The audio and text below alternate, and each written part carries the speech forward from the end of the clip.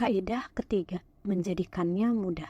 Bab 11. Berjalanlah perlahan, tetapi pantang mundur. Pada hari pertama kuliah, Jerry Welsman, guru besar Universitas of Florida, membagi mahasiswa jurusan fotografinya menjadi 2 kelompok. Setiap orang di bagian kiri ruang kuliah, katanya, akan menjadi kelompok kuantitas. Mereka dinilai hanya berdasarkan jumlah karya yang mereka hasilkan. Pada hari terakhir kuliah, ia akan menghitung jumlah foto yang dikirimkan oleh tiap mahasiswa. 100 foto akan mendapat nilai A, 90 foto bernilai B, 80 foto bernilai C, dan sebagainya. Sementara itu, setiap orang di bagian kanan ruangan akan disebut kelompok kualitas. Mereka dinilai hanya berdasarkan kehebatan karya mereka. Mereka hanya perlu membuat 1 karya foto selama semester itu. Tapi untuk mendapatkan nilai A, foto itu harus mendekati sempurna. Pada akhir semester,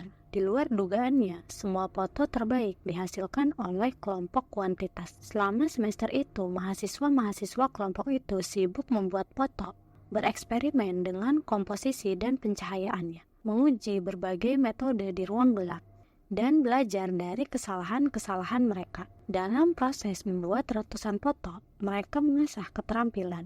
Sedangkan kelompok kualitas hanya melamun tentang kesempurnaan. Pada akhirnya, hanya sedikit yang mereka tunjukkan sebagai bukti usaha mereka. Mereka tidak menggali teori-teori yang diajarkan dan hanya menghasilkan foto biasa-biasa. Kita mudah terlena ketika mencoba menyusun rencana yang optimal untuk perubahan. Cara paling cepat untuk menurunkan berat badan, program terbaik untuk membangun otot, gagasan sempurna untuk usaha sampingan. Kita terlalu berfokus memikirkan pendekatan terbaik sehingga tidak pernah sampai beraksi. Paul Tyree pernah menulis, yang terbaik adalah musuh yang baik. Saya menyebut ini beda antara in motion dan melakukan action. Kedua gagasan itu terkesan serupa, padahal tidak sama. Ketika Anda in motion, Anda membuat rencana, membuat strategi, dan belajar. Semua itu baik, tapi tidak membuahkan hasil. Sebaliknya, action adalah tipe perilaku yang memberikan hasil. Kalau saya menulis 20 gagasan untuk artikel-artikel yang ingin saya tulis, itu in motion. Kalau saya sungguh duduk dan menulis artikel, itu sama dengan action. Kalau saya mencari rencana diet yang lebih baik dan membaca sejumlah buku tentang topik itu in motion. Kalau saya sungguh makan makanan yang sehat, itu adalah action. Kadang in motion ada gunanya, tapi perilaku itu tidak akan pernah membuahkan hasil dengan sendirinya. Tak peduli berapa kali Anda berdiskusi dengan pelatih, kegiatan itu tidak akan pernah membentuk tubuh Anda. Hanya aksi berolahraga yang akan membuat Anda memperoleh hasil yang diinginkan. Bila in motion tidak mengantar kita ke hasil, mengapa kita melakukannya?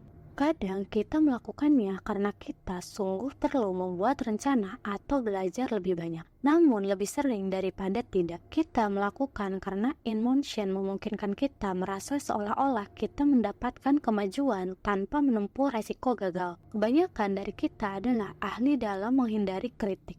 Tidak enak rasanya kalau sampai gagal atau ditegur di depan umum. Jadi, kita cenderung menghindari situasi-situasi yang memungkinkan hal itu terjadi. Dan itu alasan terbesar Anda lebih banyak in motion daripada in action. Anda ingin menunda kegagalan. In motion sambil meyakinkan diri bahwa Anda masih membuat kemajuan itu mudah. Anda berpikir, sampai sekarang saya sudah bicara dengan 4 klien potensial. Ini bagus. Saya bergerak ke arah yang benar. Atau saya sudah menggodok sejumlah gagasan untuk buku yang ingin saya tulis. Rasanya sudah hampir lengkap. In motion membuat Anda merasa sudah mengerjakan sesuatu. Padahal, sesungguhnya Anda hanya bersiap untuk melakukan apa yang seharusnya Anda lakukan. Ketika persiapan menjadi semacam upaya menunda, ada yang perlu diubah.